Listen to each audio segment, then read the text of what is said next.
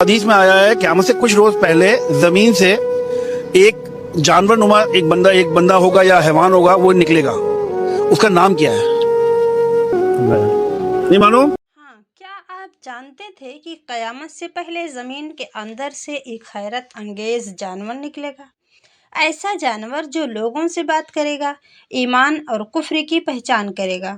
اللہ نے قرآن میں فرمایا، یہی وہ دابۃ الارض ہے جو صفا پہاڑی سے نکلے گا اور کچھ ہی لمحوں میں پوری زمین میں پھیل جائے گا.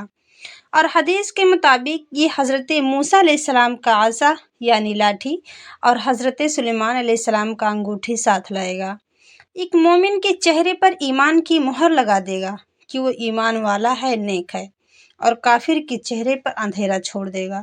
علماء کہتے ہیں کہ اس کے جسم کے حصے مختلف جانوروں جیسے ہوں گے، سر بیل جیسا، آواز شیر جیسی، ٹانگیں اونٹ جیسی اور آنکھوں میں خوف ہوگا.